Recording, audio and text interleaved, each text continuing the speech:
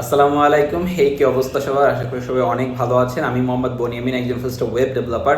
আর আজকের এই টোটাল ভিডিওতে আমি টেক্সট ফরম্যাটিং নিয়ে কথা বলবো। বাই দ্য ওয়ে, এটা আমাদের HTML5 এর 6 নম্বর ভিডিও। সো এই ভিডিওতে আমরা দেখব টেক্সট ফরম্যাটিং। টেক্সট ফরম্যাটিংটা কি? দেখেন, আমরা যখন কাজ করি বা আমরা যখন HTML নিয়ে কাজ করি তখন তো বিভিন্ন টেক্সট থাকে। ওইখানে বোল্ড কিছু টেক্সট থাকে, আন্ডারলাইন করা কিছু টেক্সট থাকে, তারপর হচ্ছে ডিলেট টেক্সট থাকে। বিভিন্ন টেক্সটের জন্য এই সকল ফ্রন্টের যে আমরা যে এই ফ্রন্টগুলো নিয়ে কাজ করি, অথবা এই যে টেক্সটগুলোকে যে বিভিন্নভাবে আমরা যে করি, আন্ডারলাইন করি, বোল্ড করি, ইতালিক করি, এইগুলোকে মেইনলি করার জন্য বিভিন্ন ট্যাগ আছে। আজকের এই ভিডিওতে আমরা ট্যাগগুলো নিয়ে আলোচনা করবো। বাই দ্য ওয়ে, আমি স্ক্রিনে চলে যাচ্ছি। আপনারা যদি একটু খেয়াল করেন, এটা আমাদের বেসিক একটা স্ট্রাকচার। আমি আগের টেক্সটগুলো ডিলিট করে দিয়েছি। বেসিক স্ট্রাকচারে আমি ধরেন একটা পি ট্যাগ নিব। পি ট্যাগ মানে কি? পি ট্যাগ মানে হচ্ছে প্যারাগ্রাফ ট্যাগ। প্যারাগ্রাফ ট্যাগের ভিতরে আমি ধরেন লিখলাম I love Bangladesh. I love Bangladesh. আমি যদি এটা সেভ করে দেন আমি যদি এটা একটু রিলোড করি, দেখবেন যে আই লাভ বাংলাদেশ খুব ছোটোভাবে এখানে দেখাচ্ছে। সো আমি চাচ্ছি এই যে আই লাভ বাংলাদেশ, এইটাকে আমি চাচ্ছি হচ্ছে বোল্ড করার জন্য আমি কি করব, এই যে এটা লিখছি এটাকে আমি সরাই দেই। এই হচ্ছে আমাদের পি ট্যাগটা। যখন আমি কোনো কিছু বোল্ড করব, প্রত্যেকটা ট্যাগের ক্ষেত্রে আপনাদের মনে আছে মেবি, সেটা হচ্ছে যে একটা ট্যাগের স্টার্টিং থাকে, ক্লোজিং থাকে।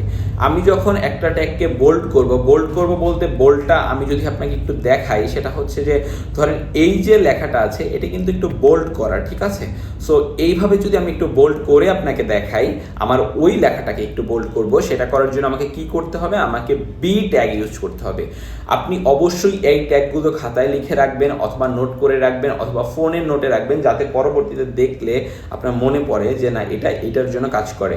সো আমি এখানে কি করবো? আমি এখানে বি ট্যাগ ইউজ করবো। বি প্রেস করার পর আমি এন্টার প্রেস করার পর দেখবেন যে বি ট্যাগ। এখন যদি এটার মাঝে আমার প্রথমে কি আছে? আমার প্রথমে আছে পি ট্যাগের স্টার্টিং, প্যারাগ্রাফ ট্যাগের স্টার্টিং, তারপর আছে বি ট্যাগের স্টার্টিং, আবার দ্বিতীয়ত আছে বি ট্যাগের ক্লোজিং, দেন প্যারাগ্রাফ ট্যাগের ক্লোজিং।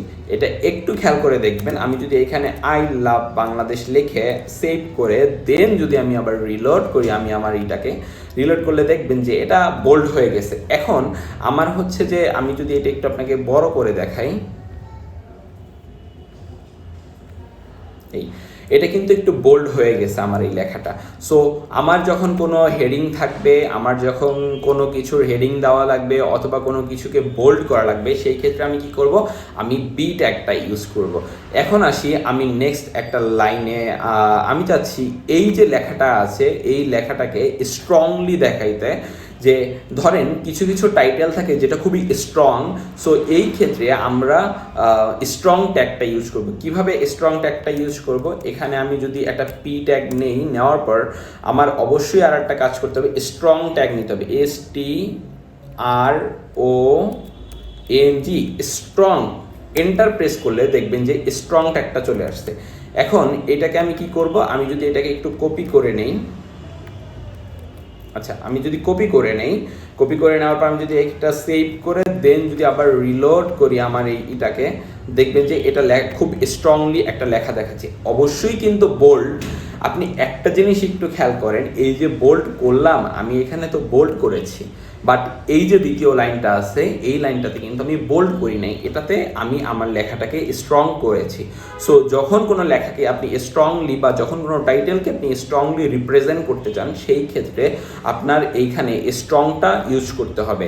দেন আমি এখন যদি আর একটা ট্যাগের কথা বলি, আমি যদি পি ট্যাগটা নিই, পি দিয়ে আমি কি করতেছি আপনারা একটু খেয়াল করেন। আপনি দেখতেছেন যে আমি একটা দেওয়ার পরে চলে আসতেছে। এখানে যদি পি লিখে আমি যদি এন্টার প্রেস করি, অটোমেটিক্যালি কিন্তু আমার পি ট্যাগের স্টার্টিং ক্লোজিং দুইটাই চলে আসতেছে। সো এই ক্ষেত্রে আমার এখানে কাজ হচ্ছে যে এই পি ট্যাগটাতে আমি এখন চাচ্ছি আমার ওই লেখাটাকে আমি ইতালিক করব। ইতালিক বলতে হচ্ছে দেখবেন যে কোনো লেখা মাঝে মধ্যে একটু কাট করা থাকে বা এক সাইডে একটু বাঁকানো থাকে।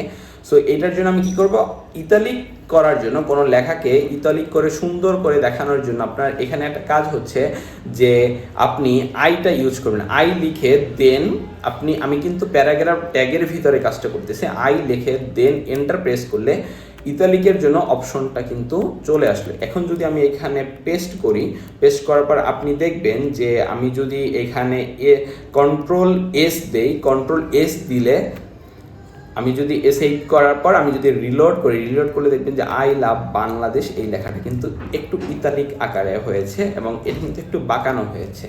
সো এইগুলো হচ্ছে আমাদের টেক্সট ফরম্যাটিংয়ের যত ট্যাগ আছে এই ট্যাগগুলো। এখন আমি দেখেন বিআর ট্যাগটা বোল্ড করার জন্য কিন্তু আমি বি ইউজ করেছি, আবার কিন্তু বোল্ড করার জন্য স্ট্রং ইউজ করেছি। আমি ইতালিক করার জন্য আই ইউজ করেছি, ইতালিক করার জন্য আরেকটা ট্যাগও আমরা কিন্তু ইউজ করতে পারি। সো সেই ট্যাগটাকে বলা হয় এমফাসাইজ ট্যাগ। সো এমফাসাইজ ট্যাগটা কি?